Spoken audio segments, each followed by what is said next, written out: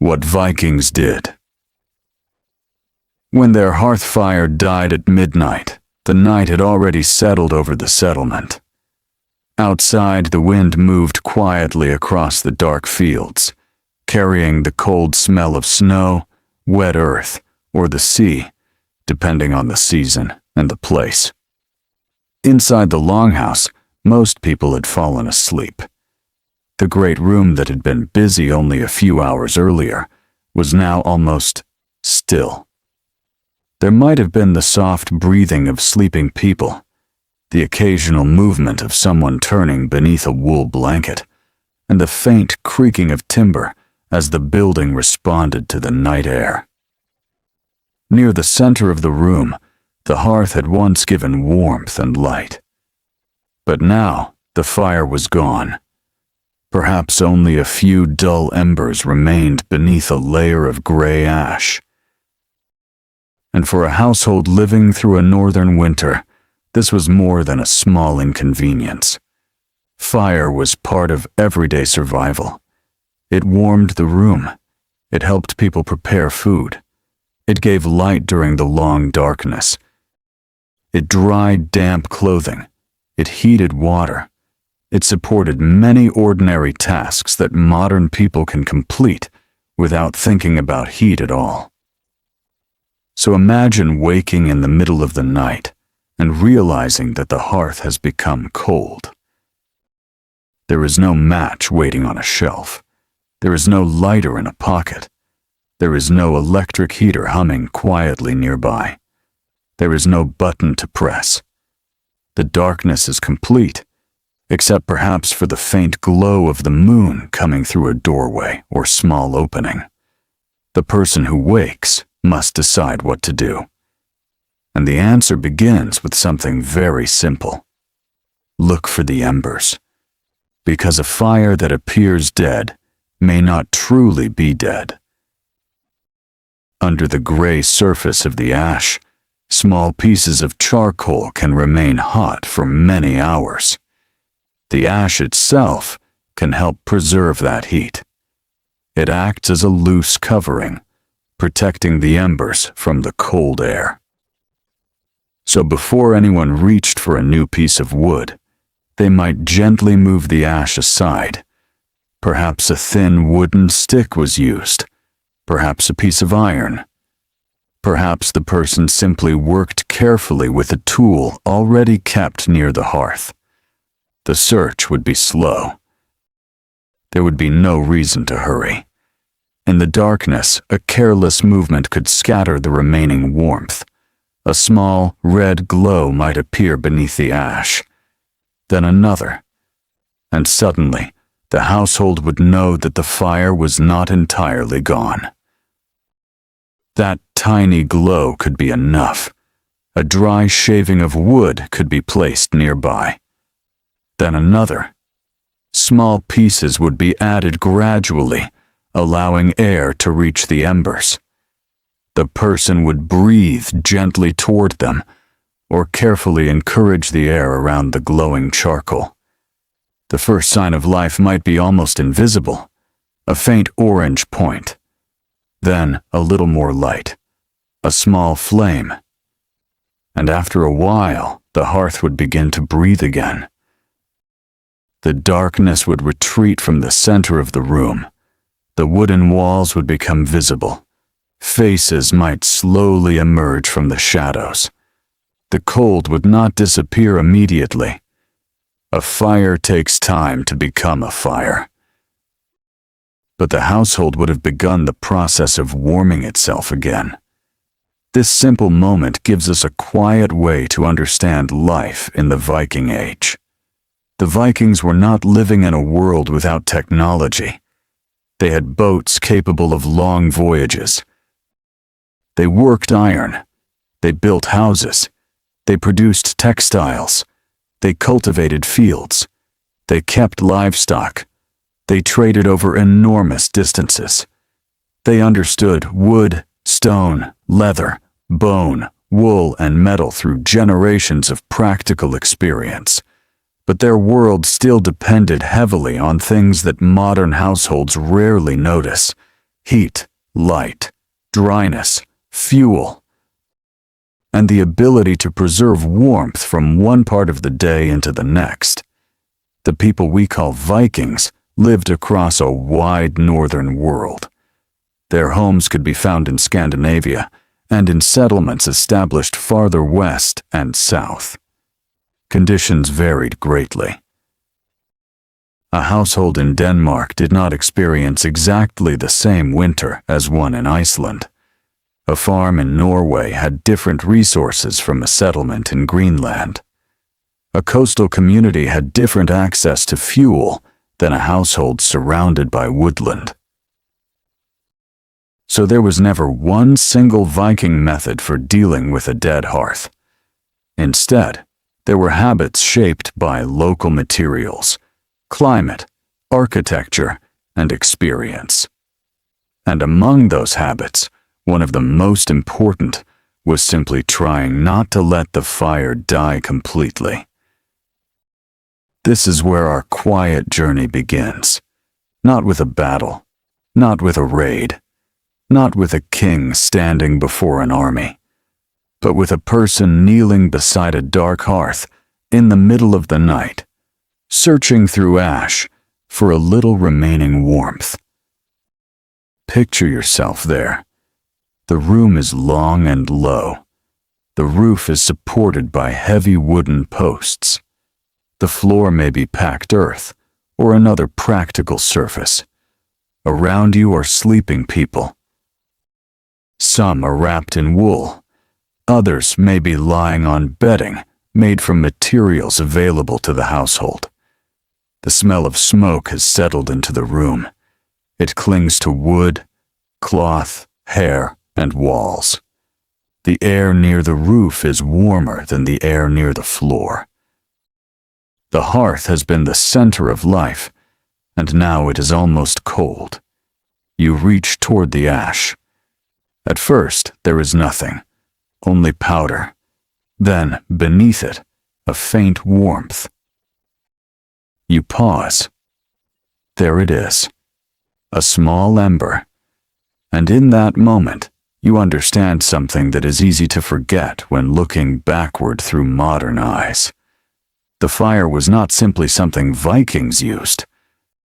The fire was something they had to manage.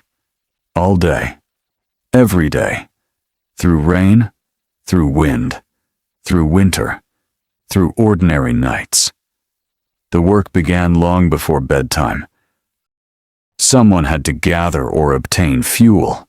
In wooded regions, this might include firewood. Branches, fallen timber, and other suitable materials could be collected. Wood had to be cut, carried, and prepared. In areas where good firewood was scarce, households had to make use of other resources. This was particularly important in places where trees were limited. Iceland, for example, had far less natural woodland than many people imagine when they picture the Viking world. There, households made use of available vegetation, driftwood, turf, and other fuels. The exact combination depended on location and circumstances. Fuel was therefore part of the household economy. It was not something that simply appeared beside the fire.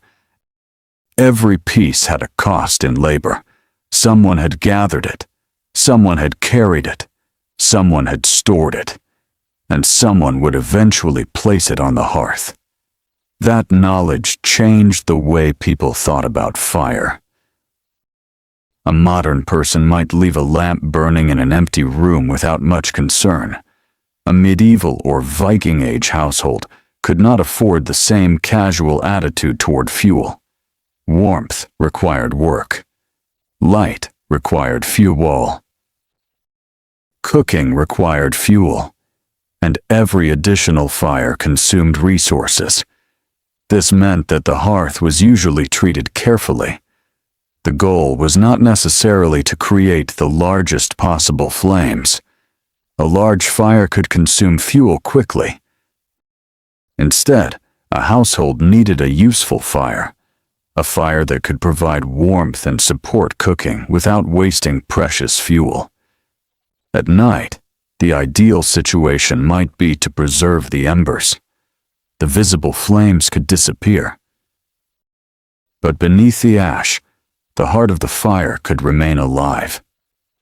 This quiet practice was important because restarting a fire from nothing was more difficult than reviving one that still contained heat. Creating fire from scratch was possible. People in the Viking Age knew several ways of producing fire. One method involved striking suitable materials with a spark-producing stone and a piece of iron. Flint and iron could create sparks when struck together. But a spark alone is not a fire. The spark has to land on material capable of catching it. This might be tinder prepared from dry, easily ignited substances.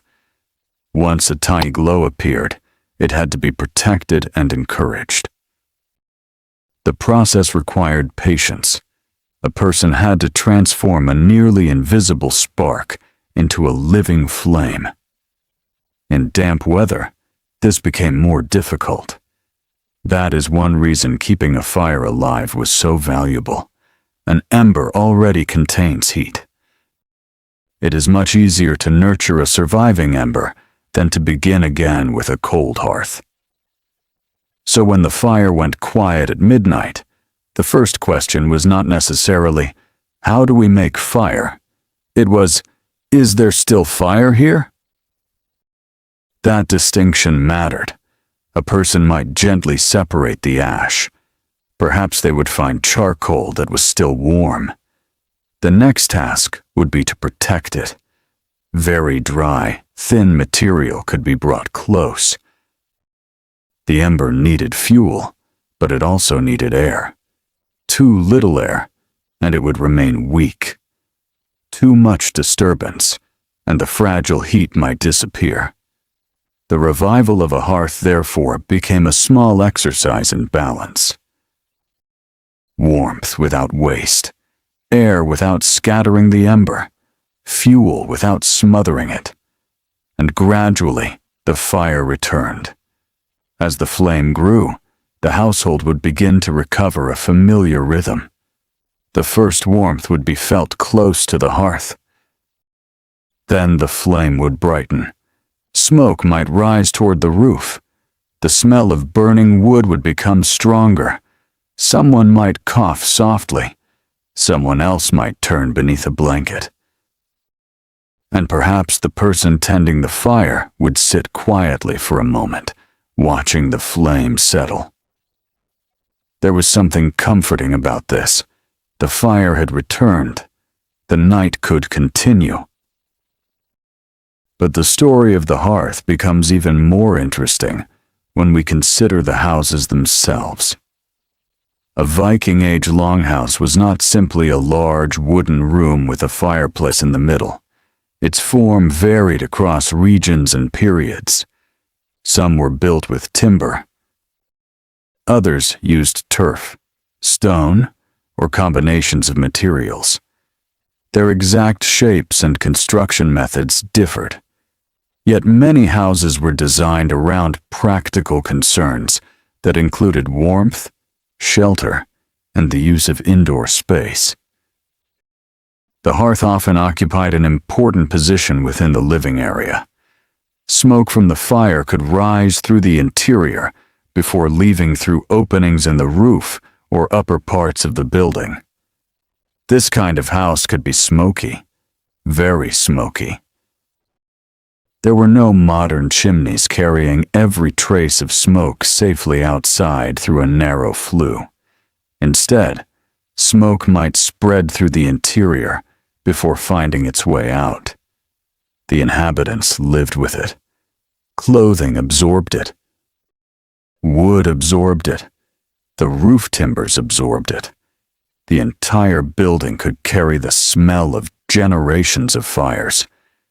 If you entered such a home after spending your life in a modern house, the smell would probably be one of the first things you noticed.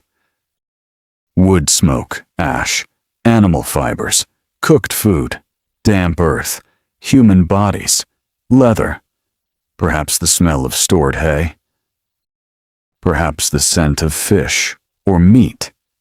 Life had many smells because almost everything was done without the separation between indoors and outdoors that we now take for granted.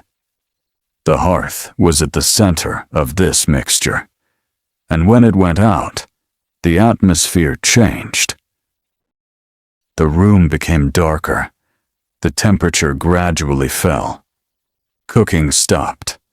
The familiar movement of air above the flames disappeared. The darkness seemed deeper. The people sleeping closest to the hearth might notice first. But the cold would spread slowly. A house does not become freezing in an instant. The walls, bedding, clothing, and stored materials retain some warmth. Human bodies also produce heat. So the household did not suddenly move from comfort to deadly cold simply because the flame disappeared. This is important. Stories about the Viking Age can sometimes make every winter night sound like an immediate fight for survival. Real life was usually quieter. People adapted. They built shelters. They wore layers. They used wool and other insulating materials. They shared indoor space. They planned fuel supplies. They understood their local environment. They had lived with northern winters for generations. Their survival depended less on dramatic last-minute decisions and more on ordinary habits repeated every day. That is perhaps one of the most interesting things about the past. Survival often looked boring. It looked like gathering wood, repairing a roof, drying clothing, checking a storehouse, keeping livestock sheltered, preparing food, saving fuel, maintaining tools, and making sure that when darkness arrived, there was still enough warmth left in the house. The person who woke at midnight to a dying fire was therefore not facing an unknown problem. They were dealing with something that households understood. They knew where the fuel was kept. They knew how their hearth behaved. They knew which materials caught easily. They knew how much wood could be added without overwhelming the fire. And they knew the particular character of their own home. Every house had its habits. Every family had its experience. Every hearth had its personality. Some fires burned quickly. Others gave a slower, deeper heat. Some wood produced more smoke. Some fuel lasted longer. A skilled household learned these differences, and this knowledge could pass quietly from one generation to another. A child might learn by watching an older person tend the hearth. They might learn which wood was best. They might learn how to stack fuel. They might learn how to recognize a living ember beneath the ash. They might learn that a fire should not be fed too quickly. They might learn how to arrange small pieces of dry material so that a flame could grow. None of this needed to be written down. Much of it was practical knowledge. Knowledge held in hands. Knowledge learned through repetition. Knowledge remembered because a mistake meant a cold evening, spoiled food, wasted fuel, or difficult work. And there were many reasons to avoid wasting fuel. Wood was valuable. In areas with abundant forests, it was easier to obtain. But abundant woodland did not mean unlimited labor. Someone still had to cut and transport it. And in regions where trees were scarce, fuel became an even more serious concern. The Viking world was not one endless forest. Different landscapes offered different resources. Farmland, grassland, rocky coastlines, wooded valleys, islands, and northern settlements all demanded different strategies. This is why the simple question of what happened when the hearth died at midnight has no single answer. The answer begins with geography.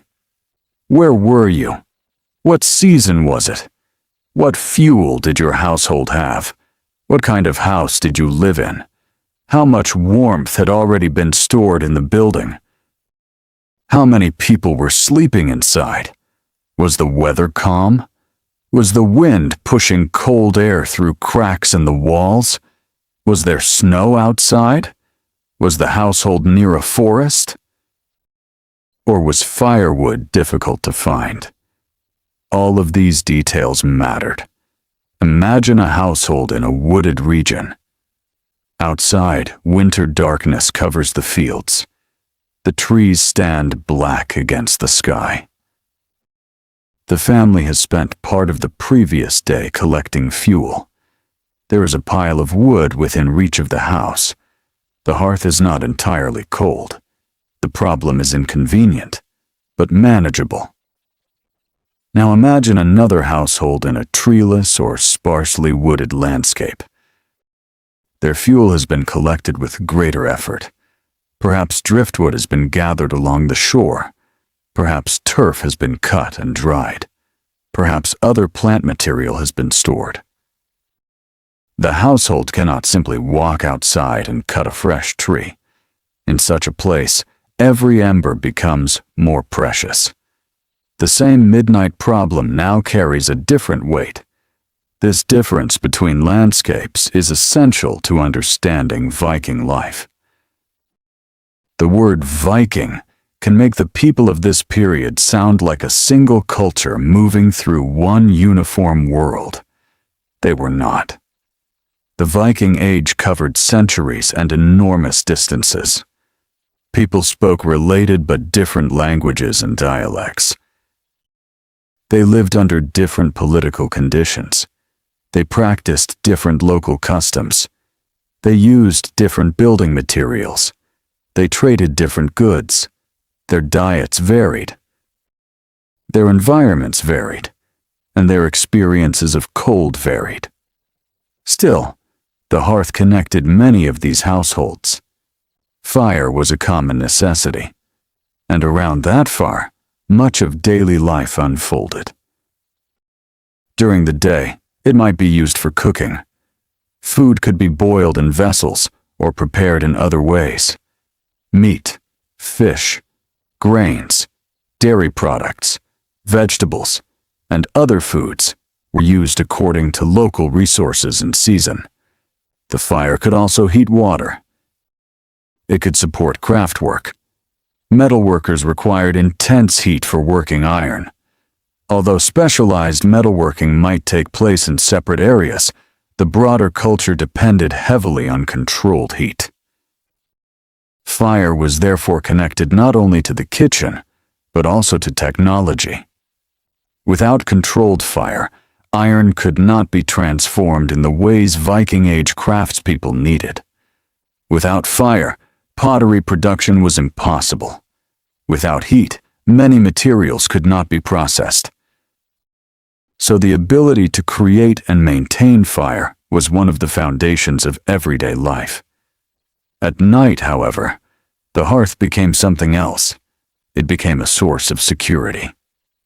Not because Vikings necessarily thought of fire in sentimental terms, but because darkness and cold changed the practical conditions of life.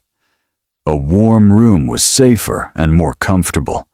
A lit room made movement easier. A visible hearth allowed people to work after sunset. And a living ember meant tomorrow's fire was already waiting. Perhaps this is why the image of a midnight hearth feels so intimate. The great events of the Viking Age happened elsewhere. Kings fought for power. Ships crossed the North Atlantic. Merchants traveled between distant markets. Explorers reached new lands. But while all of this was happening, ordinary people were still tending fires. Someone still had to wake before dawn. Someone still had to cook. Someone still had to feed animals. Someone still had to repair clothing. Someone still had to prepare food for the next day. History is often remembered through extraordinary events. But ordinary work is what made those events possible. A ship could not sail simply because a famous chieftain wanted it to. People had to build the ship. Trees had to be selected. Wood had to be shaped. Iron had to be produced. Rope had to be prepared. Cloth had to be woven. Food had to be stored. And throughout all of this, households needed warmth. The quiet hearth was part of the larger system that supported Viking society. Now return to the sleeping house. The fire has been revived. A few flames move gently across the fresh wood. The room is no longer completely dark. The person tending the hearth may add another piece of fuel, but not too much. The fire is still young. Smoke drifts upward. Somewhere beyond the walls, the wind moves through the night. Perhaps rain touches the roof. Perhaps snow rests against the doorway. Perhaps the sea is nearby, making a distant sound that cannot be clearly separated from the wind. Inside, the warmth slowly begins to spread. The person who woke may now sit closer to the hearth.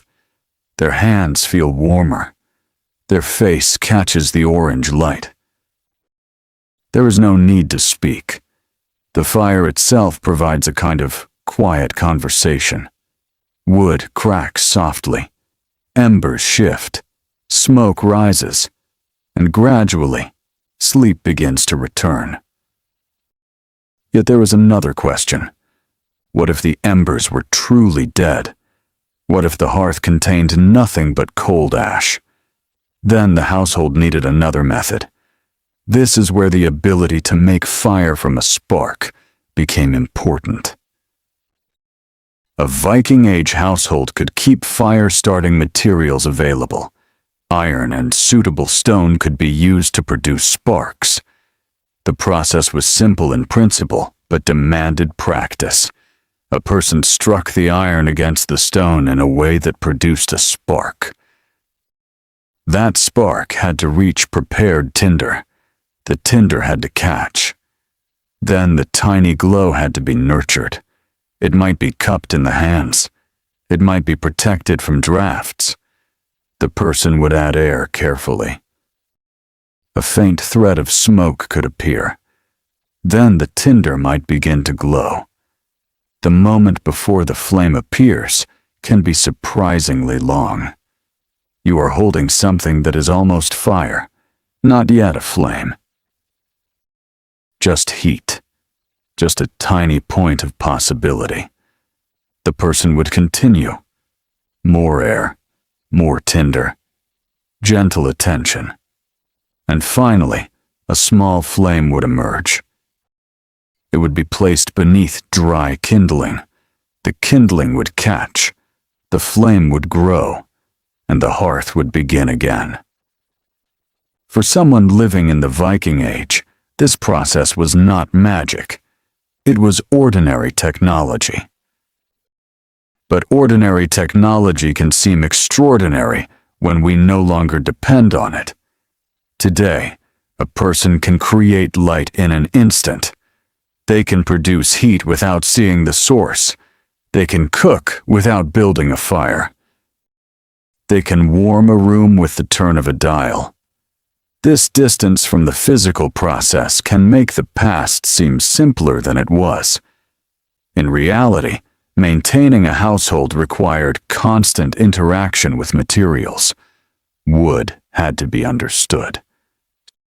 Stone had to be understood. Weather had to be understood. Water had to be understood. The human body had to be understood through experience. The seasons had to be watched, and fire had to be respected.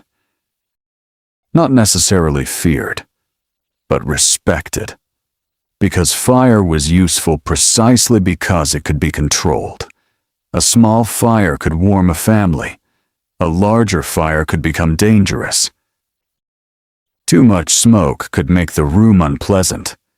Too little ventilation could create problems. A poorly managed fire could damage a building. So people learned routines. The hearth was not simply left to behave however it wanted. It was managed. That management continued into the evening. Before sleeping, a household might reduce the fire.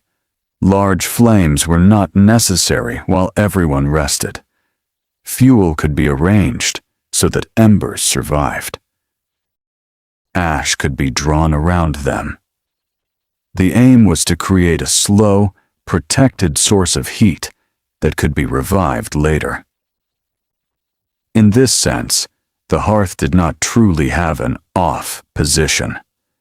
There was a gradual movement between flame and ember, between cooking fire and sleeping fire, between visible warmth and hidden warmth. The hearth could appear lifeless while still containing the beginning of tomorrow. And perhaps that is one of the gentlest images we can carry from the Viking Age. A household asleep, a dark room, a few warm stones, a bed of ash, and beneath it, a small ember waiting for morning. As the night continues, the person who revived the fire eventually returns to sleep. The flames settle. The new wood becomes charcoal. The heat moves slowly through the room. The household becomes quiet again. Hours pass. Outside, the darkness begins to thin. The first signs of morning arrive almost imperceptibly. The sky does not suddenly become bright. It changes slowly. The blackness becomes deep blue. The cold remains. The settlement is still quiet. But inside the longhouse, there is warmth. Someone will soon wake. The first task may be to check the hearth. Perhaps the fire has survived. Perhaps it has fallen back to embers. Either way, the household knows what to do. A little ash moved aside, a few pieces of dry fuel, a breath of air, a small flame. And another day begins. The process seems simple. But beneath it lies an entire way of life, a life in which warmth was earned, a life in which darkness was normal, a life in which fire was not an appliance, but a responsibility. And as the morning slowly arrives, the people of the household begin moving again. Someone prepares food. Someone checks the animals. Someone may step outside into the cold. Someone may gather water. Someone may begin another day's work. The hearth remains at the center, not because every Viking household was identical, not because every home followed the same routine, but because controlled heat was woven into the fabric of northern life. The night has passed, the fire survived, and somewhere beneath the fresh layer of ash, the next night is already waiting. That quiet cycle would repeat again and again. Morning, work, fuel, cooking, warmth, evening, embers, sleep, and sometimes, in the middle of the night, a sudden awakening, a cold room, a dark hearth, a careful search beneath the ash, and the hope that somewhere beneath the gray surface, one small piece of yesterday's fire is still alive. That is where we will continue, because keeping a Viking household warm was not only about making fire.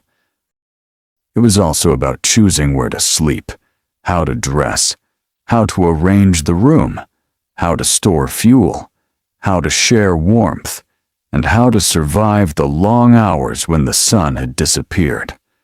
And when we follow those quiet details, the Viking world begins to feel less like a distant age of legendary warriors and more like a collection of ordinary homes filled with ordinary people, trying to make another night comfortable enough to sleep through. The fire is still glowing. The room is still quiet. And the night is not finished yet. The night continues quietly. The fire has been brought back to life, but the room has not yet returned to the warmth it held earlier in the evening. A few pieces of wood glow beneath the flames. The hearth gives off a soft, orange light. Near the edges of the room, shadows still gather. The people sleeping nearby remain wrapped in wool and other coverings, conserving the warmth their bodies have already produced. For the person who has just revived the fire, there is no reason to build a roaring blaze. The goal is simply to restore enough heat for the household to remain comfortable. This small distinction tells us something important about life in the Viking Age. Warmth did not always come from the fire alone. People also carried warmth with them. Their clothing mattered. Their bedding mattered. The structure of the house mattered. The number of people sleeping together mattered. Even the position of a sleeping place in relation to the hearth could make a difference.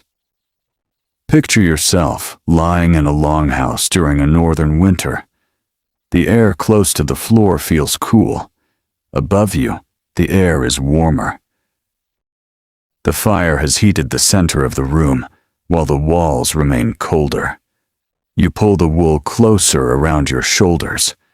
The fabric is thick and slightly rough. It has a natural smell that mixes with smoke from the hearth. Somewhere nearby, another sleeper moves quietly. The building creaks. The fire makes a small sound. Then everything becomes still again. There is no central heating system. There is no separate bedroom kept at a carefully chosen temperature. The household shares one environment. The warmth of one person can contribute to another person's comfort. This was not necessarily a special technique. It was simply part of living in shared spaces. Many Viking Age homes were communal environments.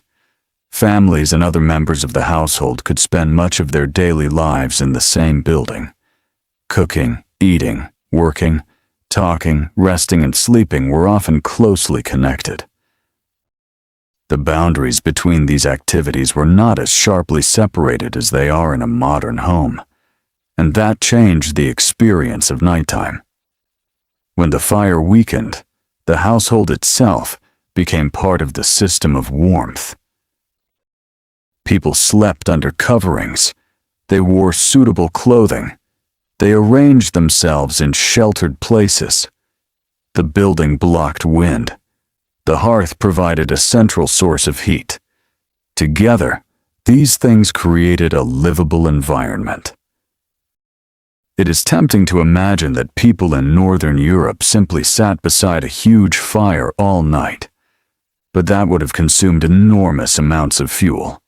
A large fire could be useful for cooking or daytime work. At night, maintaining a smaller bed of embers was often more practical. The room did not need to be tropical. It only needed to remain within a tolerable range.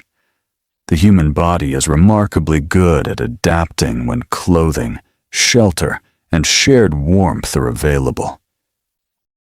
This is one reason people could live in cold climates long before modern heating. They did not defeat winter. They learned to live with it. And the hearth was one part of that relationship. Another was clothing.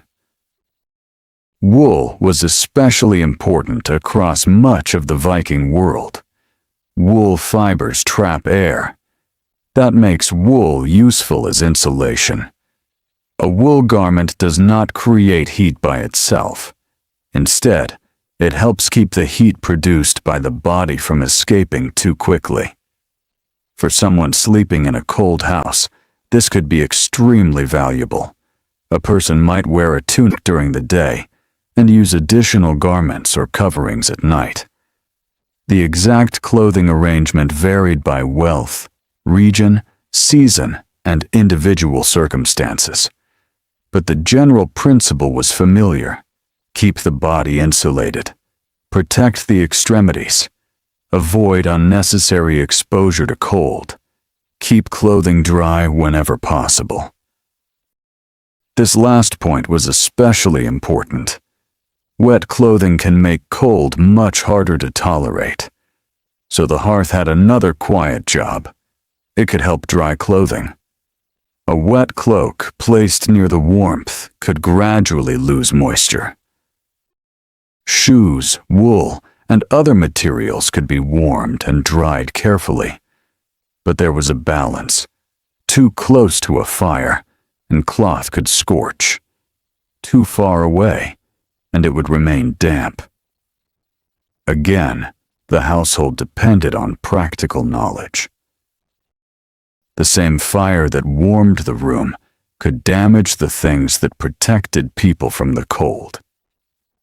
So imagine someone returning from outside during a wet evening. Their clothing carries the smell of rain. Their boots are damp. Their hands are cold.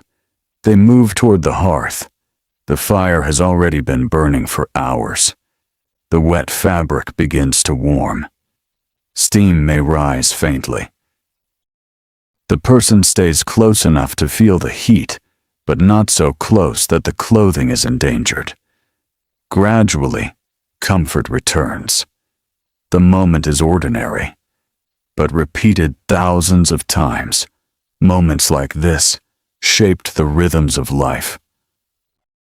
The hearth was a workplace, a heater, a cooking place, a drying place, a gathering point, and sometimes a source of light.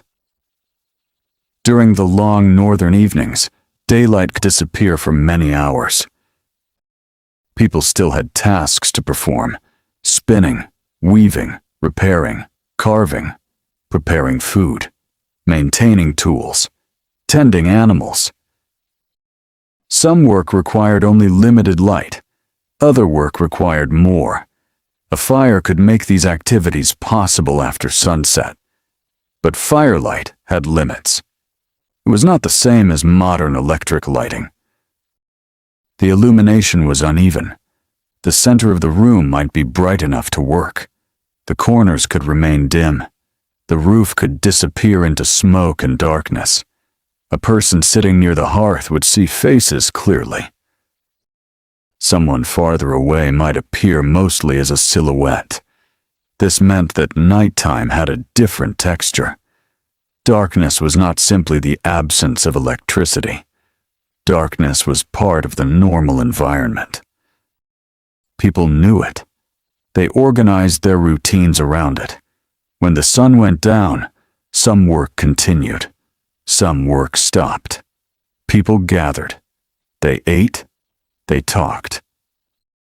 They told stories. They repaired things. They prepared for sleep. And eventually, the fire was reduced. This brings us back to midnight. Suppose the household had carefully banked the fire before sleeping. Ash was pulled gently around the embers. The largest pieces of wood had been allowed to burn down. The hearth was quiet. Then, several hours later, the room feels colder. Perhaps someone wakes because they need to move. Perhaps a child is restless. Perhaps the person sleeping closest to the hearth notices that the usual warmth has faded. They reach toward the ground. The heat is weaker. The fire has nearly disappeared. There are two possibilities.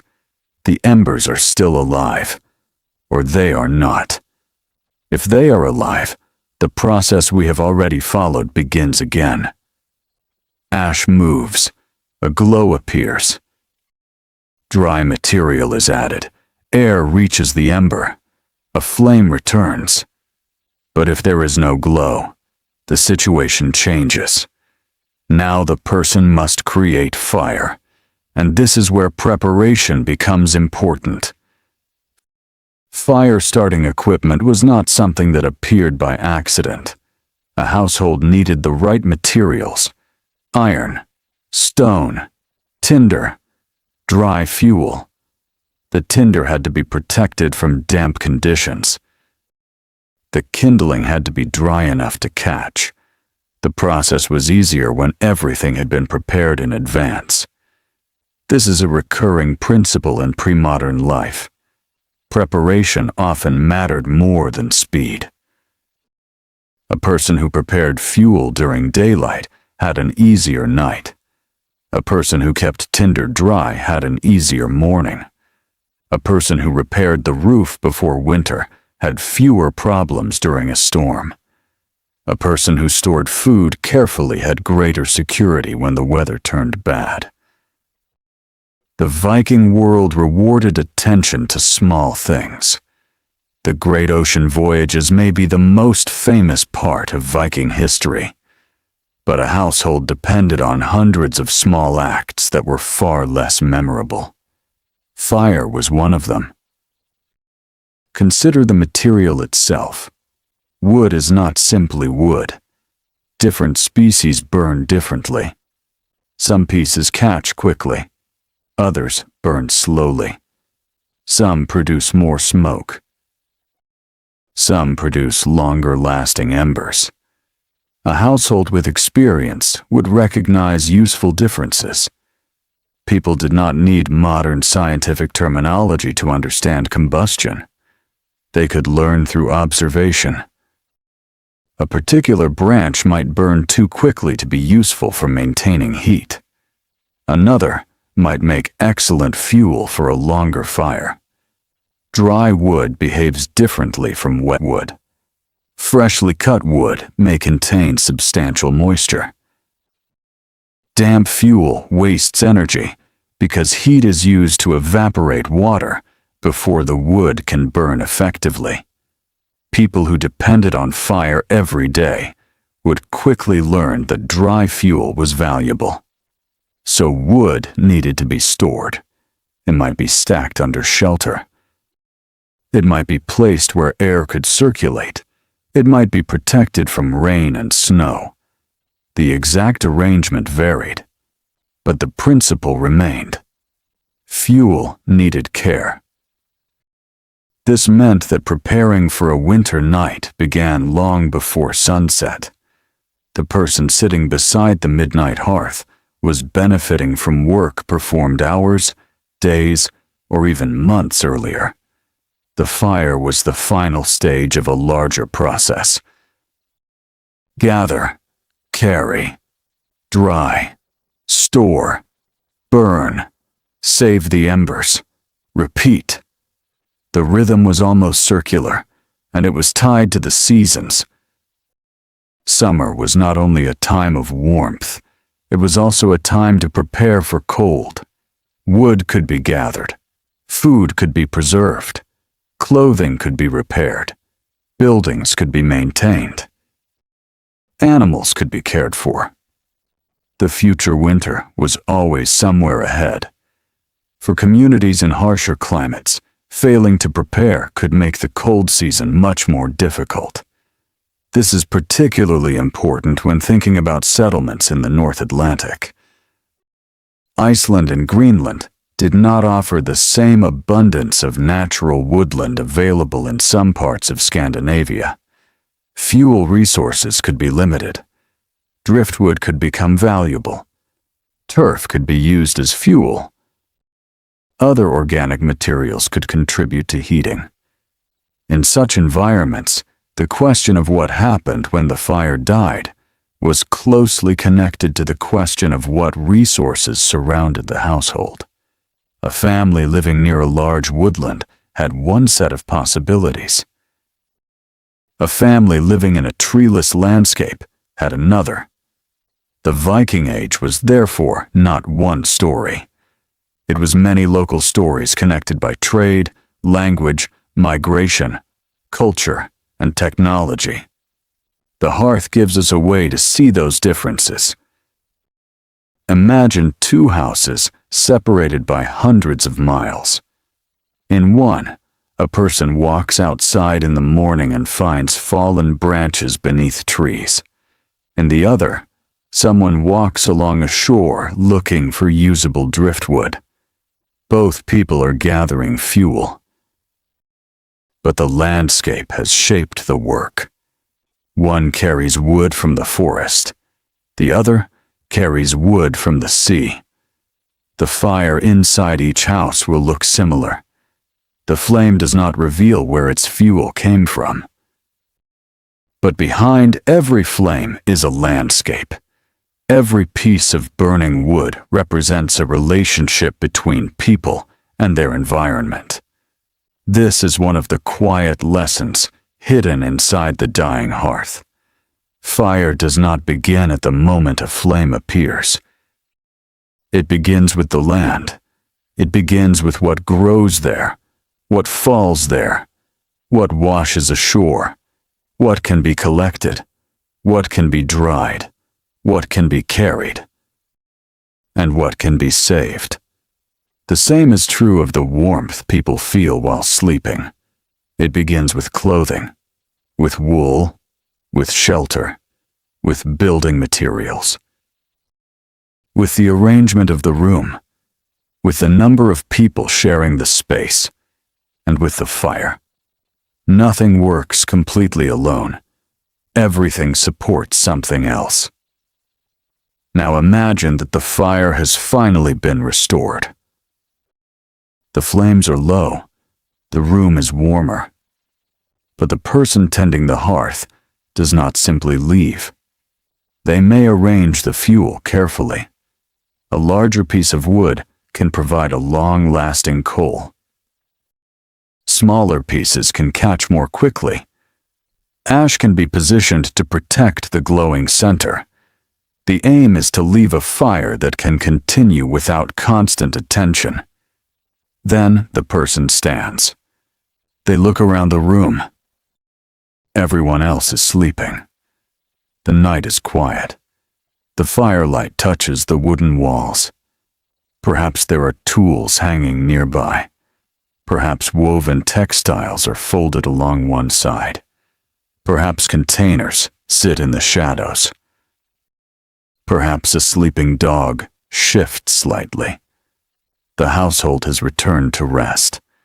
The person walks back to their sleeping place. The fire continues behind them. This is the part of the story that is easy to overlook. A person did not need to sit beside the fire all night. The hearth could be prepared to maintain itself for a time. People understood how to control the intensity of burning through the amount and arrangement of fuel. They could create a relatively slow-burning bed of embers. The precise techniques varied, and archaeological evidence does not allow us to reconstruct every household routine. But the continued use of hearths across the Viking world tells us that people developed practical ways to manage them. Their lives depended on it, and sometimes the fire still failed. No system is perfect. A sudden draft could weaken the embers. Poor fuel could burn away too quickly. A household member might accidentally disturb the hearth. Wet fuel could produce a weak fire. Perhaps someone simply misjudged how much wood was needed. Then the midnight problem returned. But even this was part of experience. A family that had lived through many winters would know what a weak hearth looked like. They could recognize the difference between a fire that needed more fuel and one that had already gone completely cold. They knew where the fire-starting materials were. They knew which pieces of wood were best for kindling. They knew how to work in darkness. This kind of knowledge is difficult to see in archaeological remains. Archaeology can reveal hearths. It can reveal ash, charcoal, burned stones, fire-cracked materials, buildings, tools, fuel remains. But archaeology cannot easily show us the exact movement of a person's hands at midnight. It cannot always tell us what words were spoken. It cannot record the quiet breath used to encourage a spark. It cannot show the moment someone discovered a surviving ember beneath the ash. Yet those moments must have happened. Again and again, across generations, in houses that are now ruins, in settlements whose names have changed, in places where only fragments remain. The physical remains are silent, but they allow us to imagine the practical world around them without turning imagination into fantasy. We can say with confidence that people needed heat.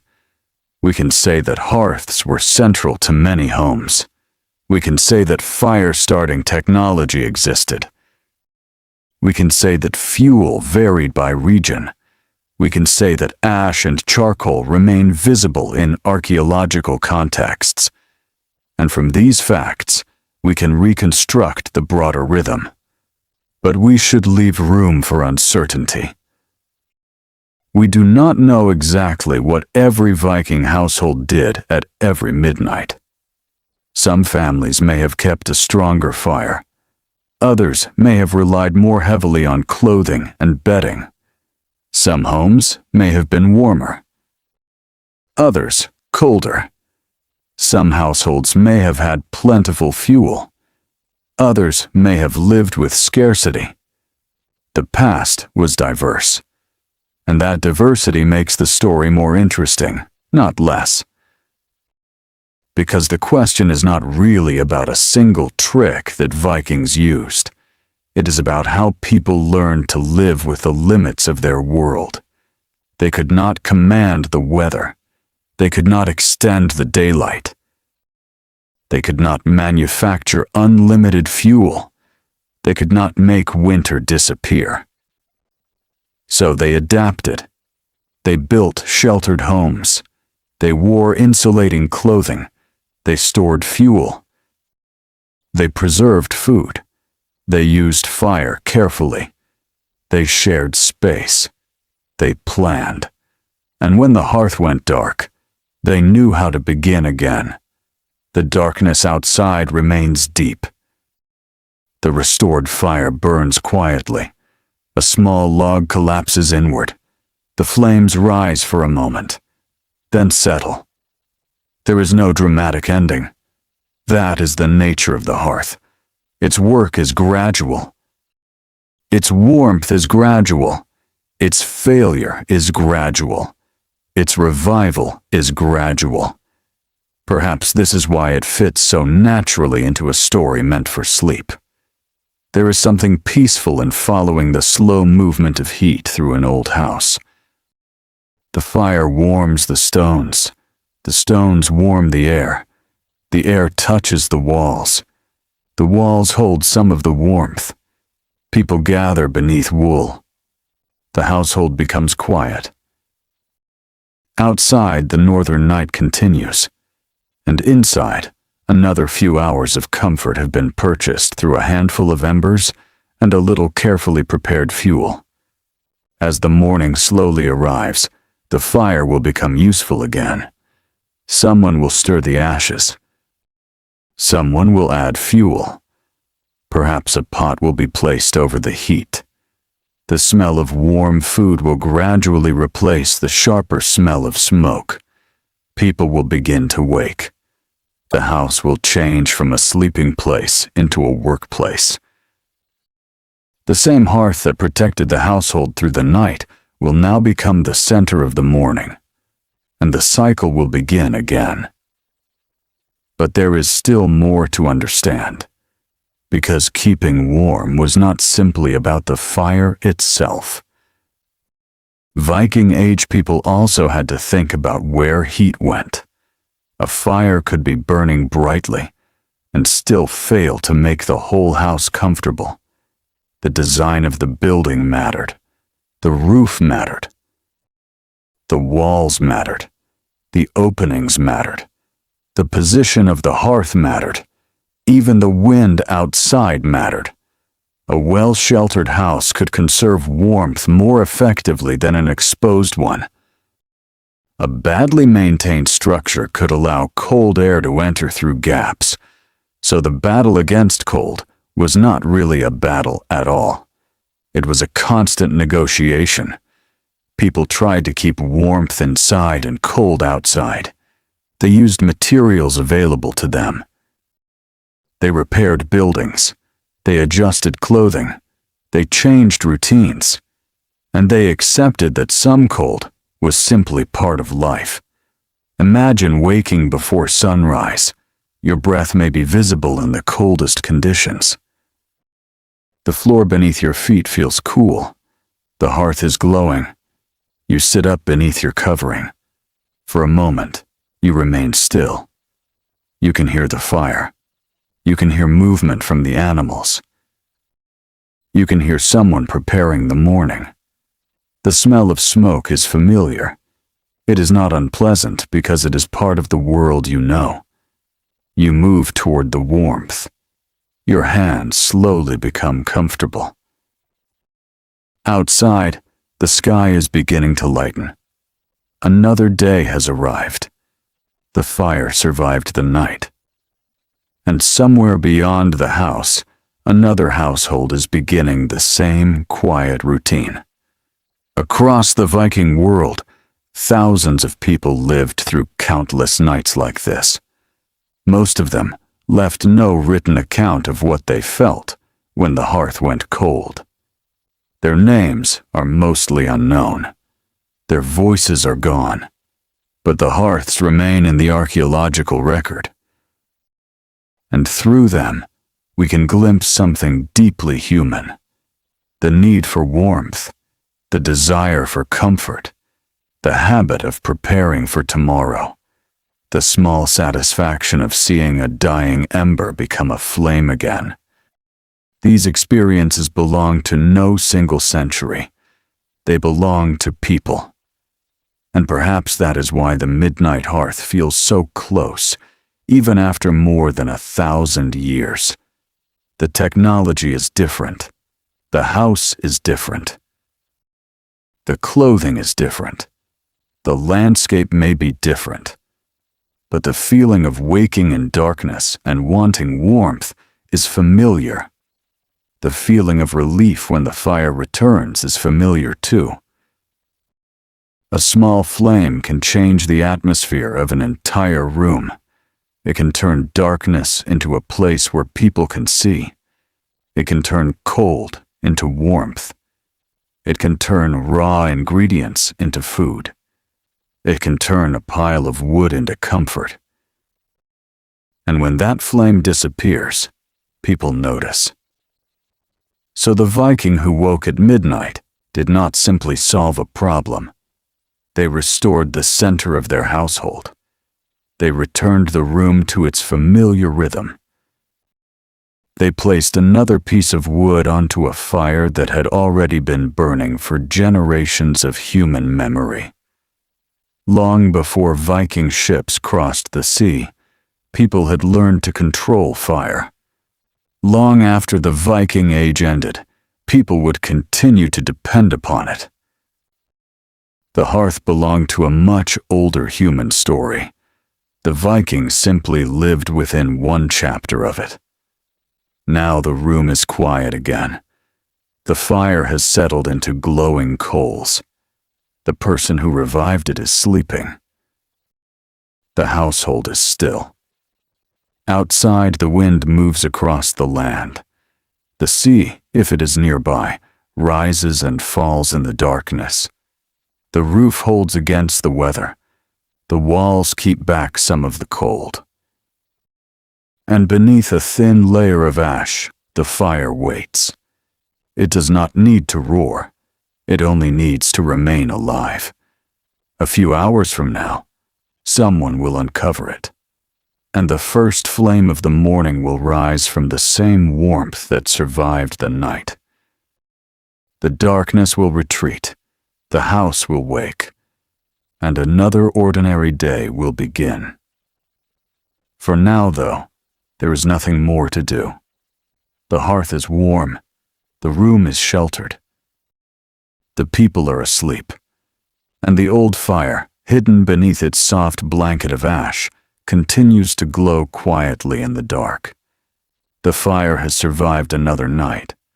Morning has arrived slowly, almost without announcement.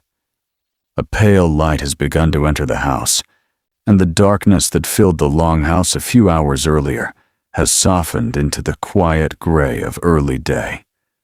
The hearth is still warm. Beneath the ash, several embers glow. Someone kneels beside them and moves the ash aside. A thin thread of smoke rises. Then a small flame appears. The morning fire is ready. And once again, the household begins its day. But the story of staying warm in Viking Age does not end with keeping the hearth alive. A fire could disappear. Fuel could run low. The weather could become colder than expected. A storm could arrive. A roof could leak. Clothing could become wet. And sometimes the most important source of warmth was not the fire at all. It was the house itself.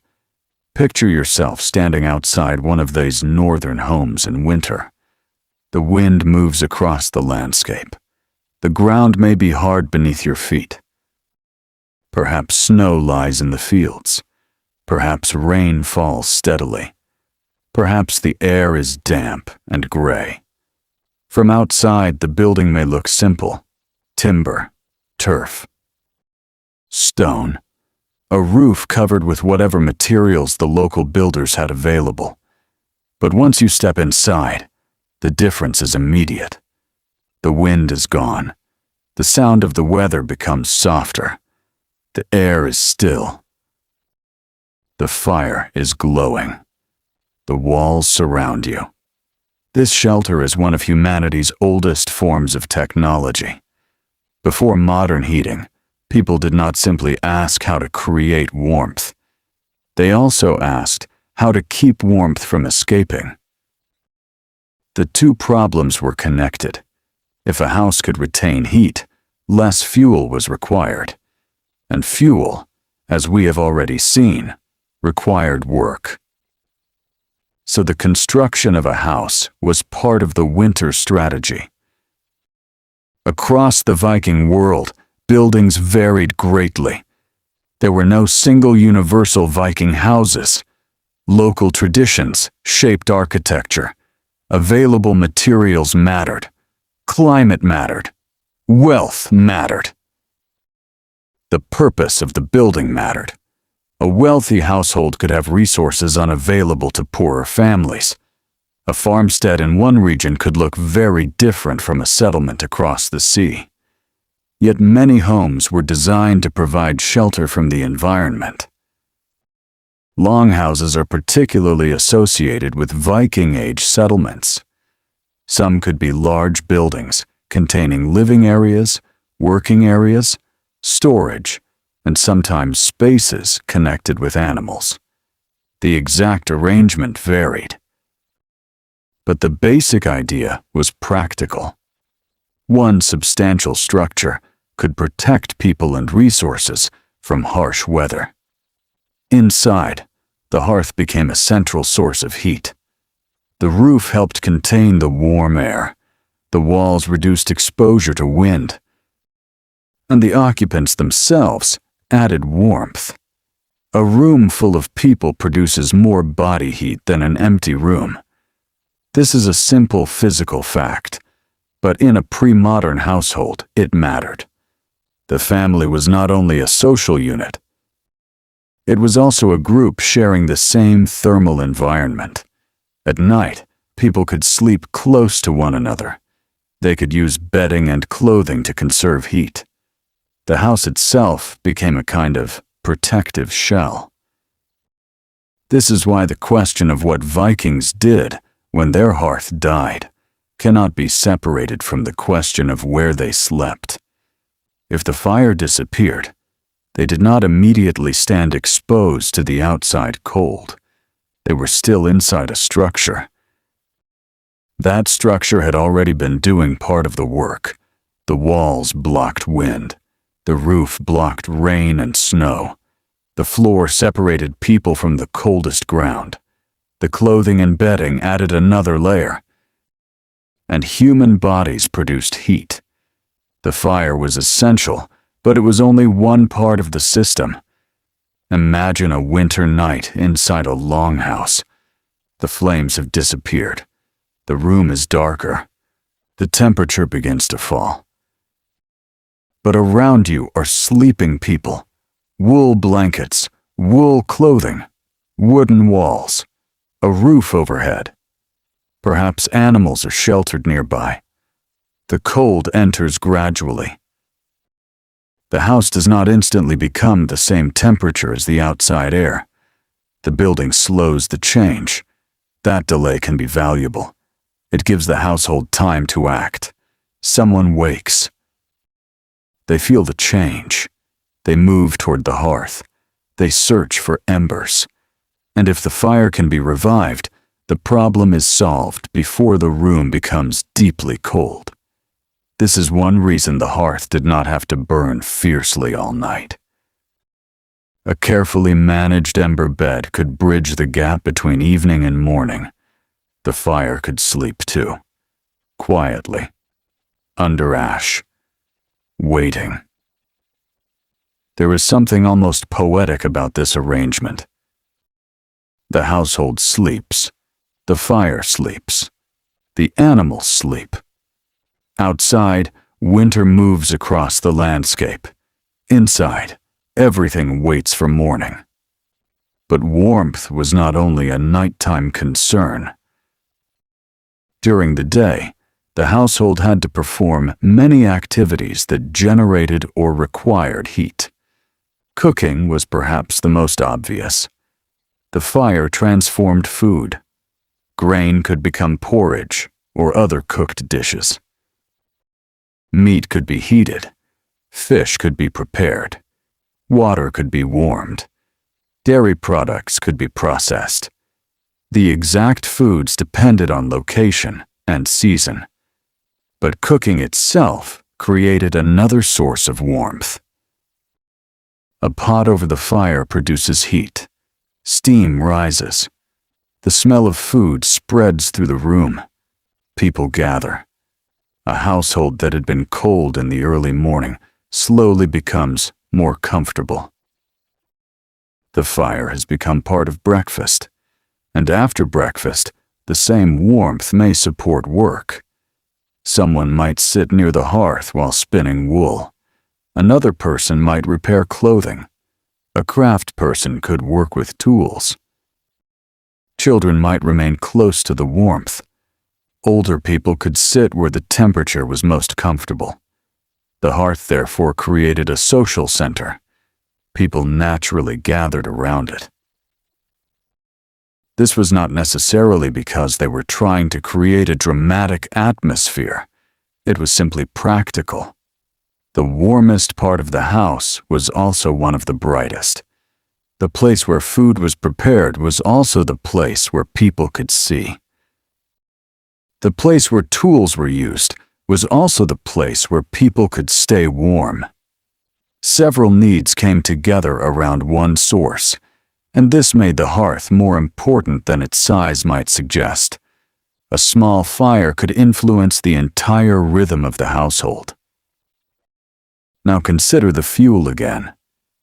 If the fire was important, fuel had to be managed. A household could not simply burn wood without thinking about tomorrow.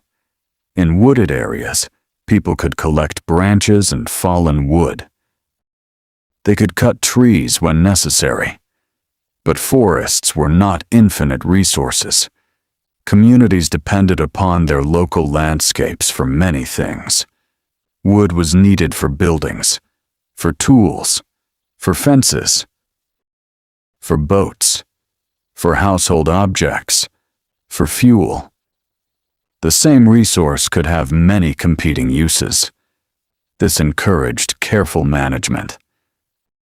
A piece of wood that could be used for construction was more valuable than a piece suitable only for burning. Good timber had different value from small branches. Straight trunks could become structural material.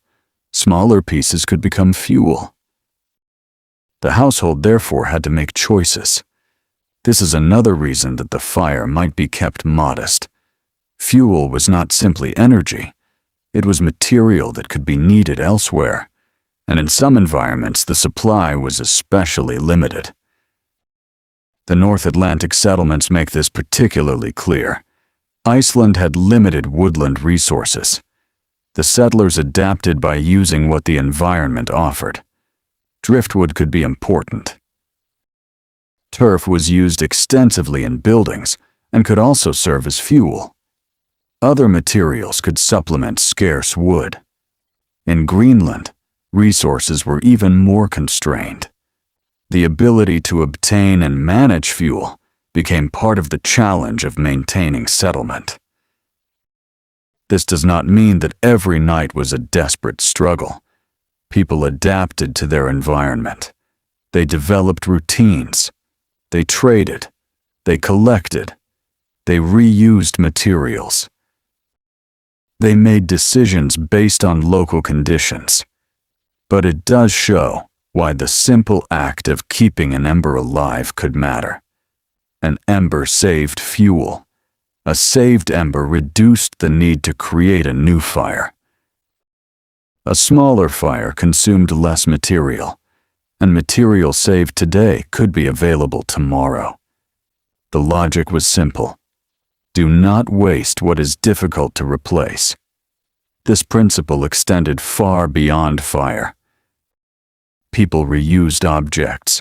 Clothing was repaired. Tools were maintained. Buildings were patched. Food was preserved. Materials were transformed into new uses. The Viking Age was not a disposable world. Objects were valuable because making them required time. A broken tool was not automatically thrown away. A torn garment could be repaired. A worn piece of equipment could be modified. The same practical attitude applied to fuel. Every resource had a history. Every resource represented labor. A bundle of wood was not merely a bundle of wood. Someone had walked to collect it. Someone had carried it. Someone had stacked it. Perhaps someone had spent hours preparing it. When the wood entered the hearth, all of that work became heat. And when the heat disappeared into the night air, the household had to begin the process again. This is why fire management was part of household planning. The person tending the hearth needed to understand how much fuel was available, how long the fire should burn, what the household would need in the morning, whether the weather was likely to remain cold, whether cooking would require a larger fire, whether wet clothing needed drying, whether anyone was sick or particularly vulnerable to cold. The household was constantly adjusting, not through written schedules, through observation, through memory, through habit. The sky could tell you something. The wind could tell you something. The condition of the fuel could tell you something. The fire itself could tell you something. A person could look at the flames and understand whether the wood was burning well. They could look at the embers and estimate whether the fire would last. They could listen to the crackling sound. They could smell smoke. These were forms of knowledge that modern people rarely practice. We control our indoor climate through machines. The machine tells us when something is wrong. In the Viking Age, the environment itself provided the information. Cold fingers, damp clothing, smoke in the eyes, a weak flame, a wet roof, a draft along the wall. These signs were impossible to ignore. And over a lifetime, people learned to read them. Picture yourself as a child in such a household. You have watched adults tend the hearth many times. You know not to step too close. You know that freshly added wood can produce a sudden flame. You know that ash can hide hot embers. You know that the warmest place is near the fire. You know where the fuel is stored. You have watched someone create a flame from a spark. At first, these actions seem ordinary. Years later, they become part of your own knowledge. Then, one night, you wake and find the hearth nearly cold. No adult is immediately awake. You sit quietly. You remember what you have seen. You move toward the hearth. You look beneath the ash. Perhaps you find an ember. You begin the process. The fire returns. This is how practical knowledge survives, not through grand lessons. Through observation, through repetition, through small moments. The Viking Age was full of such moments. Most were never written down, but they shaped people's lives. Now imagine the opposite situation. The fire is completely dead. There is no ember. The ash is cold. The household must begin from the beginning. The fire-making kit becomes important. The person searches for the right stone. The iron is held firmly. A strike produces a spark. Nothing happens. Another strike. Still nothing. The tinder is adjusted. Again, a spark lands. A faint glow appears. The person bends closer. Smoke. A tiny red point. They protect it from the air. Then they give it just enough breath. The glow grows. The tinder catches. A flame appears. For a moment, the entire household depends on something no larger than a fingertip. It is a fragile beginning. But fire has always begun this way. Small, controlled, patient. The person adds dry material. The flame grows. The kindling catches. Then larger fuel. Soon, the hearth is alive again. The process may take only a short while for an experienced person under good conditions. But if the tinder is damp, or the materials are poor, it becomes harder. This is why fire-starting equipment was precious, and why keeping it dry mattered. A wet fire-starting kit could turn a minor inconvenience into a serious problem, so even something as small as a piece of tinder could have practical importance. It might be carried carefully, stored away from moisture, prepared in advance, protected because the household knew it would eventually be needed. This is one of the quiet differences between modern life and the Viking Age. We tend to think about emergencies as unusual. For a pre-modern household, many of the things we call emergencies were simply possibilities that had to be prepared for.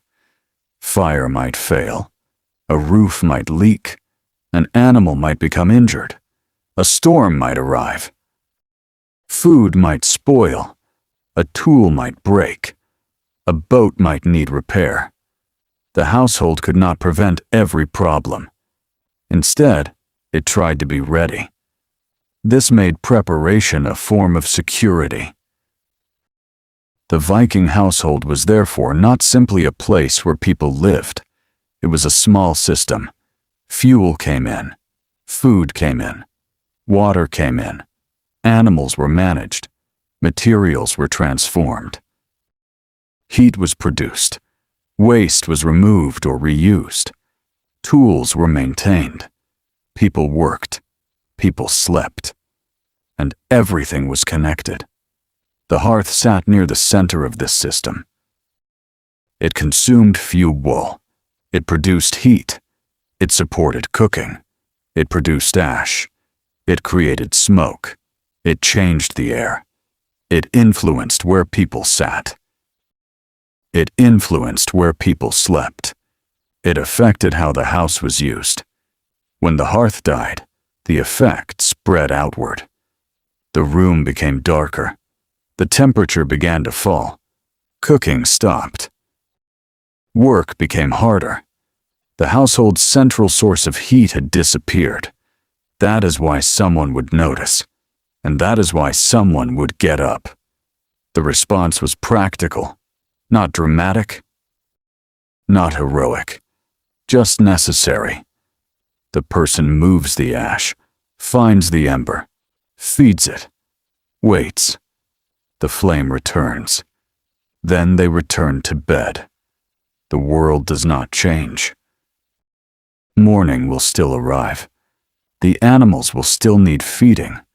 The fields will still be there. The sea will still move. But the house is warm again.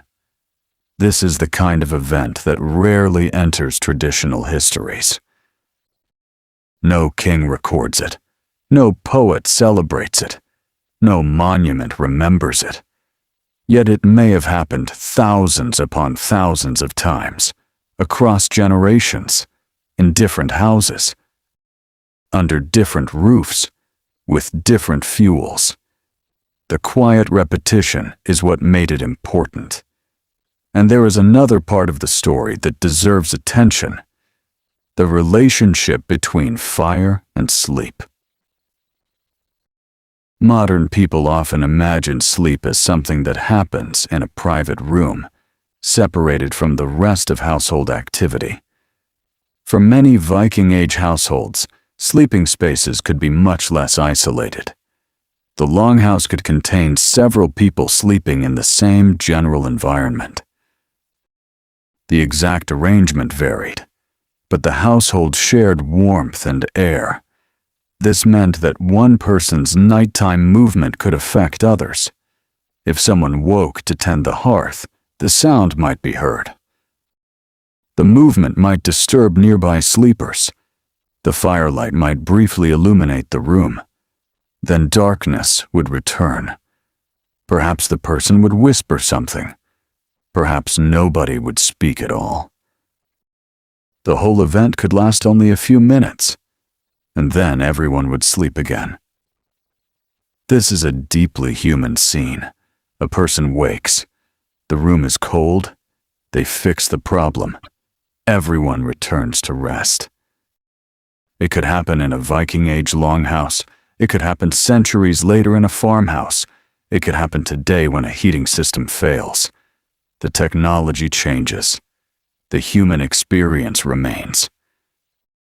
That continuity makes history feel close. The Viking world was different from ours. But people still woke in the night. They still wanted warmth. They still became tired. They still looked forward to morning. And they still found comfort in the return of heat. Now the morning light is stronger. The hearth burns quietly. Someone places a vessel over the fire. The smell of cooking begins to spread. A sleeping child wakes. Someone else gathers clothing. The house becomes active. Outside, the weather determines the day's work. If it is clear, people may move into the fields. If rain is falling, indoor work may become more important. If snow covers the ground, tasks change again. The fire remains useful in every season, but its importance shifts. In summer, warmth may be less important. Light lasts longer. Cooking can be easier to manage. People spend more time outdoors. In winter, the balance changes. The fire becomes more central. The days are shorter. The nights are longer. Fuel becomes more important. Indoor work becomes more common. The household spends more time together. Winter, therefore, magnifies the importance of the hearth. But even in winter, the fire cannot solve everything. A house must be maintained. Clothing must be dry. Food must be available. Fuel must be stored. Animals must be protected. People must rest. The fire is one part of the larger strategy. And perhaps that is the most accurate way to imagine Viking survival. Not as a single heroic technique, but as many small solutions working together. A roof, a wall, a wool garment, a blanket, a sleeping companion, a stored bundle of fuel, a dry piece of tinder, a hearth, an ember. Each one contributes something. Together, they make winter possible. The wind outside may be cold, but the household has built a world within the world. A small place where heat can be captured. A place where people can sleep. A place where food can be prepared. A place where stories can be told. A place where children can grow. A place where people can wait for spring. The fire does not need to defeat the winter. It only needs to make the house livable. And when the hearth dies at midnight, the household does not necessarily panic. Someone simply wakes. Someone checks. Someone works. The fire returns. Then sleep returns too. The simplicity of the process hides the skill behind it. A person must know how much fuel to use, how to recognize good embers, how to handle sparks, how to protect tinder, how to judge the condition of the room, how to understand the local weather, how to conserve resources. This knowledge is not glamorous, but it is exactly the kind of knowledge that allows a society to endure. As the day moves forward, the night becomes a memory. The hearth is now busy. The flames are brighter. Smoke rises toward the roof. People speak. Food is prepared. Tools are used. The household has entered another day. But beneath the new fire is yesterday's ash. And beneath the ash, perhaps, are remnants of many earlier fires. Each fire consumed fuel and left charcoal. Each household generation rebuilt the hearth. The layers accumulated. Over time, these traces became part of the archaeological record. Today, archaeologists can examine hearth remains and learn about past households. Charcoal can reveal the types of wood that were burned. Burned bones can provide information about food and disposal practices. Stones altered by heat can show how fire affected the household environment. The shape and location of hearths can help researchers understand how spaces were organized. These clues are small, but together, they can tell us much. A hearth is not merely a pile of ash. It is a record of activity, a record of fuel, a record of cooking, a record of heat, a record of human presence. And when we look at such evidence carefully, we begin to understand that Viking history was built from ordinary actions. The ships and weapons are important. The settlements and trade routes are important. The political stories are important. But beneath all of them was the household, and beneath the household was the hearth. A person wakes at midnight. The fire is almost gone. They kneel, they search, they find heat, they add fuel, the flame returns. Then they sleep. No saga may have recorded that moment, but without countless moments like it, life in the north would have been much harder. The fire burns softly now. The morning is fully arrived. The house is awake. And yet, somewhere in the back of the mind, the household still knows what the coming evening will require. Fuel must be ready. The hearth must be prepared. The fire must be watched. And before sleep, the embers must be protected. Because another night will come. The sky will darken. The wind will rise. The people will gather indoors. The flames will grow. And eventually, the fire will become quiet again. The same cycle will return. Warmth, ash, ember, sleep, morning, fire. And perhaps that cycle is the simplest way to understand the ancient relationship between people and hearths. The fire was never truly separate from daily life. It was part of the household's breathing rhythm. When it burned, people worked. When it weakened, people noticed. When it died, someone brought it back. And when the night became quiet again, everyone slept beneath the warmth that remained. The story continues with that quiet glow, because there is still another side to the question. What happened when the cold became severe?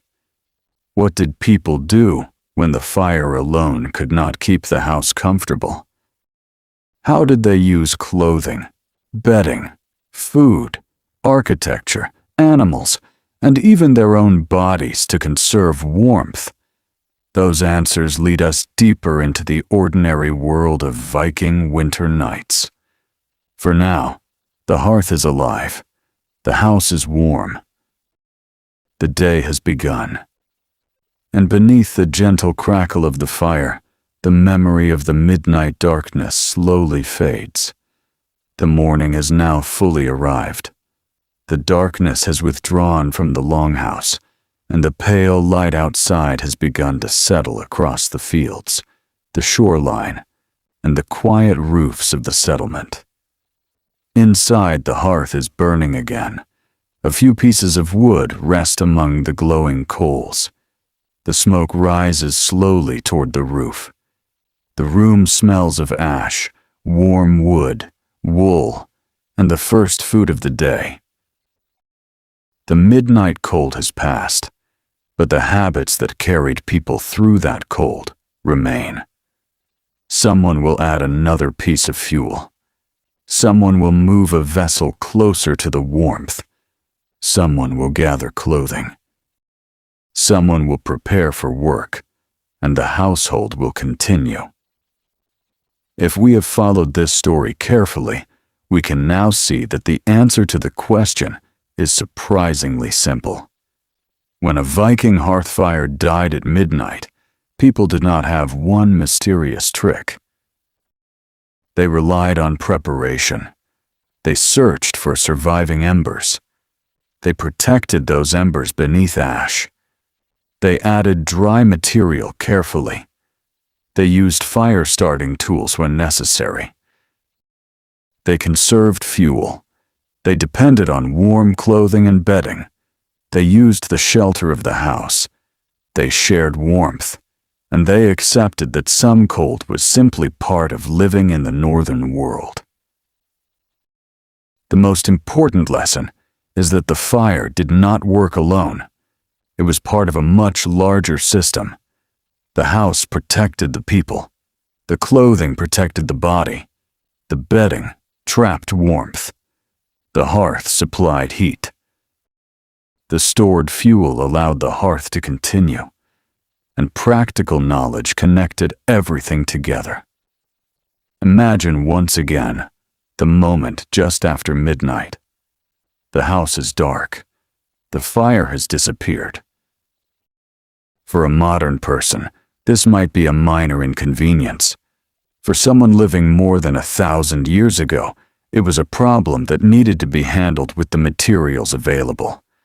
The person rises. The floor is cold. The air is still. They move toward the hearth. There is no artificial light, only darkness and memory. They know where the fire should be. They kneel.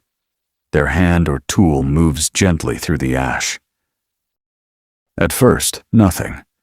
Then a faint warmth, the smallest glow. Perhaps one ember has survived. That ember is enough. Dry material is brought close. The person waits. A tiny flame appears. The room begins to change. The darkness becomes softer. The walls become visible. The sleeping household remains quiet. The fire grows. Not large, not wasteful, just enough. The person sits for a moment, their hands warm. Their face catches the orange light. They listen to the fire. Then they return to sleep. Nothing extraordinary has happened, and yet this ordinary event tells us almost everything about the practical intelligence of the household. They did not need to conquer winter. They needed to manage it. That distinction matters. People sometimes imagine the past as a place where survival was one continuous emergency. But most survival does not happen during emergencies. It happens through routine. A roof is repaired before the storm. Fuel is collected before winter. Clothing is dried before night. Food is stored before scarcity. Tools are maintained before they break. And the fire is protected before it goes out. Preparation turns danger into inconvenience. That is one of the quiet achievements of ordinary people. The Vikings who lived in Northern Europe were surrounded by environmental challenges, but they were not helpless before them. They knew their landscapes. They knew their seasons. They knew their materials. They knew how to build. They knew how to store. They knew how to preserve. And they knew how to make and maintain fire. This knowledge had been developing long before the Viking Age. The Vikings inherited traditions of fire-making and household management from earlier generations. They also adapted those traditions to new places. When people settled in Iceland, they encountered a different environment. When Norse settlers reached Greenland, the limits of that environment became even more important. They had to work with what was available. Driftwood could become valuable. Turf could become useful. Animal resources could become important. Trade could help supply materials. Every landscape presented a different set of possibilities. And this brings us back to fuel. The question of fire is really a question of resources. A flame consumes something. That something must come from somewhere. In a forested landscape, fuel may be easier to obtain. In a treeless landscape, it may require more effort. The same household habit can therefore have very different meanings, depending on geography. Saving an ember in a woodland settlement is practical. Saving an ember in a place with scarce fuel can be especially important. The fire tells us about the environment. It tells us what people could gather. It tells us what they had to conserve. And it tells us how closely human comfort was connected to the natural world. Today, warmth can arrive through invisible networks. Electricity travels through wires. Gas moves through pipes. Heat pumps move energy from one place to another. A person may never see the fuel that produces the warmth in their home. In the Viking Age, the connection was visible. You could look at the wood beside the house. You could see how much remained. You could feel the warmth of the fire. You could smell the smoke. You could see the ash. You could watch the fuel disappear. Energy was tangible. Every warm meal carried the evidence of burning fuel. Every warm room carried the evidence of work. Every surviving ember represented something that had been saved.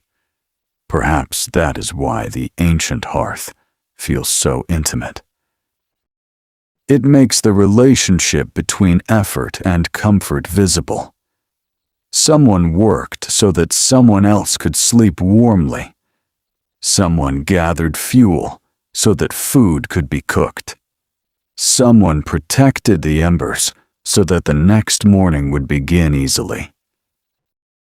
The household was connected by these small acts, and many of them were performed without recognition. There was no applause for gathering firewood. No monument was built for the person who repaired the hearth. No famous poem celebrated the person who kept the embers alive. Yet these people were essential. Their work made ordinary life possible. This is one reason history becomes richer when we look beyond famous names. The Viking Age was not only the age of kings and warriors, it was also the age of farmers, fishermen, craft workers, traders, parents, children, elders, servants, household workers, people who repaired roofs, people who spun wool, people who prepared food, people who carried water, people who gathered fuel, people who woke at midnight when the fire had gone out. Their lives formed the foundation beneath everything else, and the hearth was one of the places where that foundation could be seen most clearly. The fire connected work and rest, day and night, summer and winter, food and warmth, household and landscape, past and future. A piece of wood burned today because someone gathered it earlier. An ember survived tonight because someone banked the fire yesterday. A warm morning began because someone prepared fuel weeks before. The present was constantly supported by work from the past, and the future depended on what people did today. This rhythm would have been especially important during winter. The cold season required planning. Fuel had to last. Food had to last. Clothing had to remain usable. Animals had to survive. Buildings had to remain secure. People had to remain healthy enough to work. Winter was not simply a season. It was a long period of management. The hearth was part of that management. On a winter evening, the household could become more inward-looking. Outdoor work became harder. Darkness arrived earlier. The fire became a gathering point. People could sit close to the warmth. Stories could be told. Work could continue. Food could be prepared. The room could become quieter as the night progressed. Eventually, the flames would be reduced. The embers would be protected. And sleep would begin. This is where the title of our journey returns to us. What did Vikings do when the hearth fire died at midnight? They did what people have always done when something essential fails. They checked what remained. They used what they had prepared. They adapted. They solved the problem with practical knowledge. Sometimes the ember survived. Sometimes it did not. When it survived, they revived it. When it did not, they created a new fire from sparks and tinder. If the fire could not immediately become strong, clothing and bedding helped bridge the gap. If fuel was scarce, they conserved it. If the weather was harsh, the house provided shelter. If the night remained cold, people relied on several layers of protection rather than a single source of heat. There was no single answer. There was a collection of answers. And together they worked. Now think about the fire itself. A fire is always changing. Flames rise and disappear. Wood becomes charcoal. Charcoal becomes ash. Heat moves outward. Smoke rises. The visible part of the fire can vanish, while heat remains hidden beneath the ash. This makes the hearth almost like a living cycle. It has a beginning, a period of activity, a gradual decline, a quiet stage, and then, sometimes, a renewal. That cycle mirrors the household. People wake, people work, people eat, people rest, people sleep. Then morning returns. The same cycle continues. Perhaps this is why the old hearth can teach us something about time. Modern life often divides time into precise measurements: minutes, seconds, schedules, appointments. The Viking household measured time differently too, but many daily activities followed natural rhythms: sunrise, sunset, weather, season, hunger, fatigue, the condition of the fire, the amount of daylight. A fire could tell you that the evening was progressing. A weak flame could signal that it was time to prepare for sleep. The first morning flame could mark the beginning of another day. Time was felt through the environment. The hearth was part of that clock. Imagine sitting beside it late in the evening. The room is quiet. The fire has become smaller. The flames no longer reach high. The wood glows red. The heat is gentle. You hear the soft sound of burning fuel. Outside, the wind moves through the darkness. Someone speaks quietly. Another person prepares bedding. The household gradually settles. The fire is reduced. Ash is drawn around the embers. Then everyone sleeps. Hours later, the room is darker. The fire has weakened. Someone wakes. The cycle begins again. It is not a story of panic. It is a story of routine. And routine is one of the most powerful forms of survival. A household that repeats good habits has a better chance of making it through difficult seasons. That is true in every age. The Viking Age simply makes the principle more visible because the consequences of neglect were closer to the surface. If fuel was forgotten, the fire might fail. If clothing remained wet, the body became colder. If a roof was not repaired, rain could enter. If food was not preserved, winter stores could become inadequate. People therefore learned to anticipate problems. Their world demanded attention. But there was also comfort. We should not imagine Viking homes as places of constant suffering. The same hearth that could be a source of worry was also a source of pleasure. A warm room after a cold day, freshly cooked food, dry clothing, companionship, storytelling, the smell of wood smoke, the sound of fire, the glow of embers. These could make an evening deeply comforting. People did not need modern technology to experience warmth as something pleasant. They simply experienced it differently. The fire was visible. Its warmth could be felt immediately. Its light changed the appearance of the room. Its smell entered clothing and hair. It became part of memory.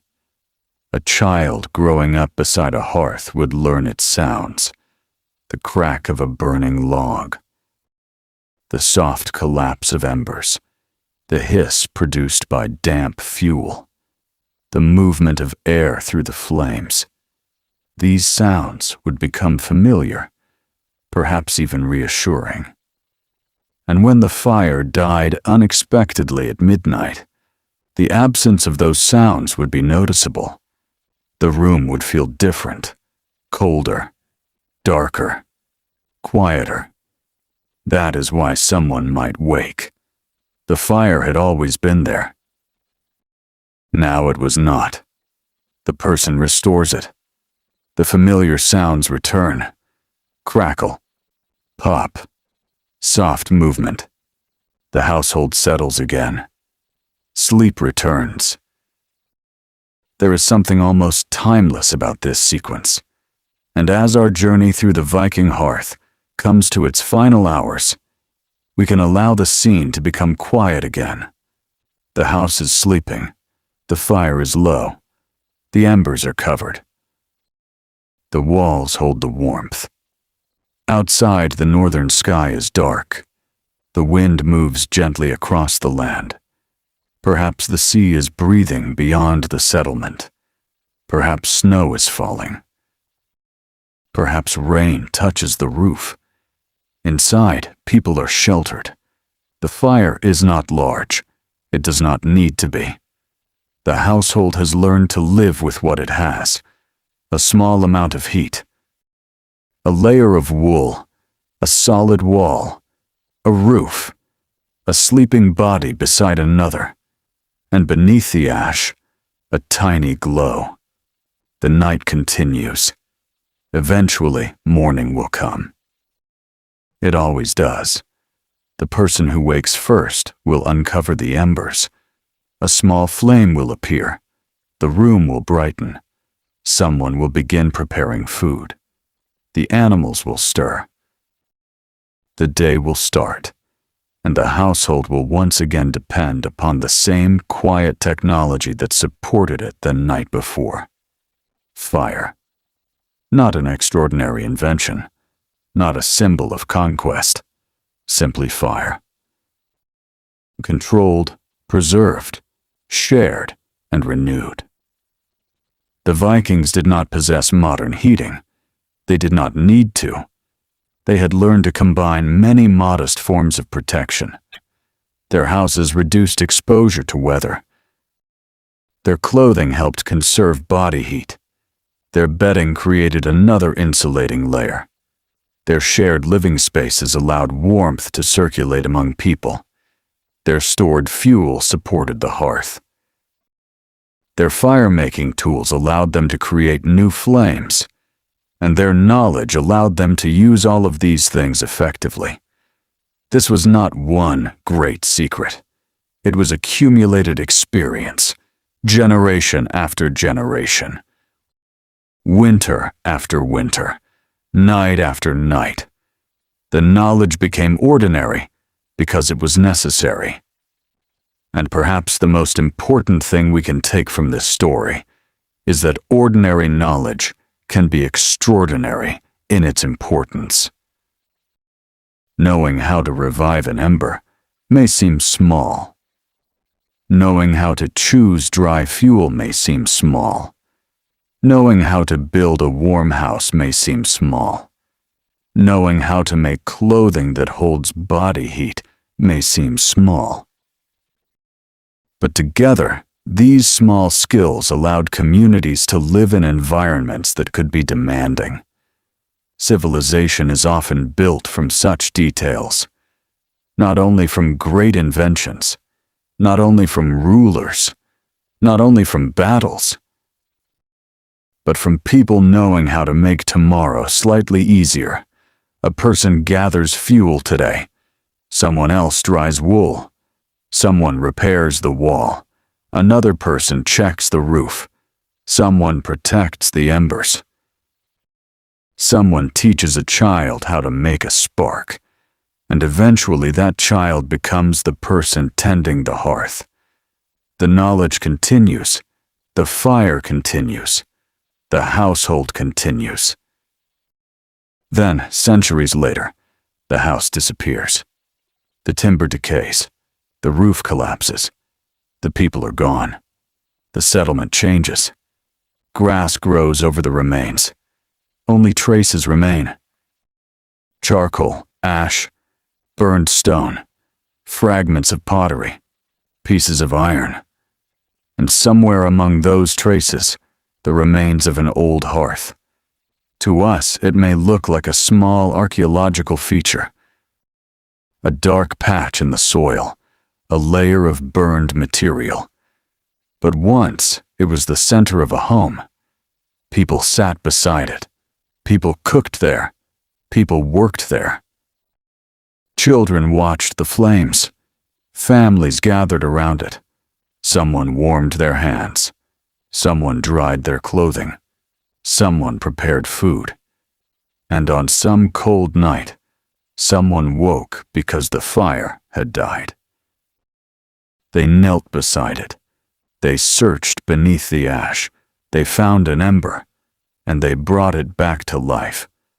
That tiny moment has disappeared into time, but the physical evidence of the hearth remains. And through that evidence, we can approach the lives of people whose names we may never know. The Viking Age can sometimes feel distant because its famous stories involve long voyages, unfamiliar beliefs, and societies very different from our own. Yet the hearth brings the distance closer. A person who wants warmth is not so different from us. A person who wants dry clothing is not so different. A person who wakes in the night and hopes the fire is still alive is not so different. The tools have changed, the houses have changed, the world has changed. But the basic human desire for warmth and safety remains. So let the final image be a quiet one. It is deep in the night. The longhouse is still. The last visible flame has disappeared. Only embers remain. A person wakes. For a moment there is darkness. They listen. Then they move toward the hearth. The ash is warm beneath the surface. They uncover it carefully. A faint red glow appears. They place a little dry material beside it. They wait. A tiny flame rises. Then another. The fire begins again. The light slowly touches the room. The sleeping faces remain peaceful. The roof is dark above them. The wind continues outside. But inside, warmth is returning. The person sits for a moment. Perhaps they are tired. Perhaps they are simply grateful that the ember survived. They add one final piece of fuel. The fire settles. The room is warm enough.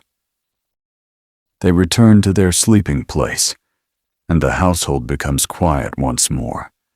The fire continues to burn softly. Hours pass. The embers glow. The darkness slowly fades. As the morning slowly arrives, the first light enters the house. The hearth is still alive.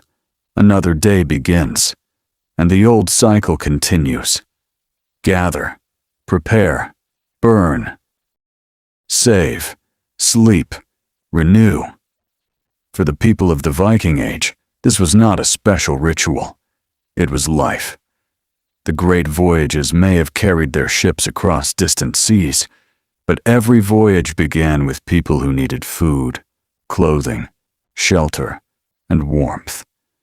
The famous stories may speak of kings and warriors, but behind those stories were households keeping fires alive. And sometimes, the most revealing moment in history is not when a ship leaves the harbor. It is when someone quietly wakes at midnight and realizes that the hearth has gone cold. Because in that small moment, we see the entire human world surrounding the fire, the work that prepared it, the landscape that supplied it, the house that protected it, the clothing that preserved its warmth, the knowledge that revived it, and the people who depended upon it. The fire is quiet now, The house is warm. Morning is here. There is nothing more that needs to be done. The night has passed. The ember became a flame. The flame became warmth, and the warmth carried the household safely toward another morning. So, as the old northern settlement wakes beneath the pale morning sky, we can leave the hearth where we found it, still glowing, still warm, still at the center of ordinary life.